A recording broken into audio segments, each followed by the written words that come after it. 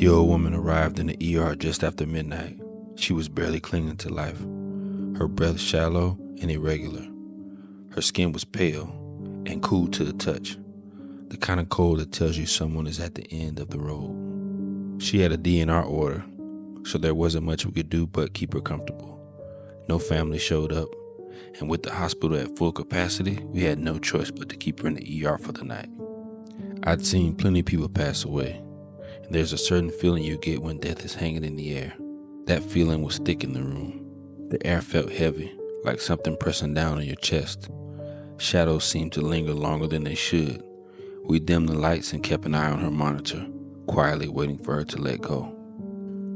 At one point, the monitor spiked, just for a moment, a sharp beep that startled me. Her eyes fluttered open, blank and distant, before slowly closing again. I told myself it was nothing. About an hour later, I turned the corner and froze. The old woman was standing in the door of her room, fully dressed. She'd gotten out of bed, put her clothes on, and was calmly staring out into the hallway. "I'm hungry," she said. We were stunned. She was nearly gone just an hour ago. One of the nurses rushed to check on her. Confused but unsure what else to do, we grabbed her a chair and a table, then went to the cafeteria to get her some food. She just sat there, quietly eating like nothing had happened. Between bites, she made small talk with the staff. Her voice was stronger than before, but what she said unsettled me. "He's waiting for me," she muttered between spoonfuls. But I told him I wasn't ready yet. Not yet. "Who's waiting?" one of the nurses asked. "The man in the corner," she said, her eyes flickering to a dark space between us. We turned to look. Nothing was there. After about an hour, she looked at the nurses and said, "I'm tired. I think I'll lie back down now." We helped her back to bed, dusting her pillow and tucking her in. Within 30 minutes, she was gone.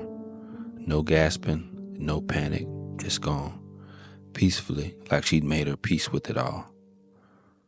Later, when we gathered her things, we found something odd. A photograph in her purse. A young woman smiling beside a man in a dark suit. His face was shadowed, almost blurred, but something about it seemed wrong. On the back in shaky handwriting were the words, "He said he'd wait." I've worked in busy city ERs for almost 22 years, and I've never seen anything like it. It wasn't paranormal, but it felt significant. Like she had one last thing to do before she left. Her last meal. A quiet goodbye to a life no one else seemed to remember.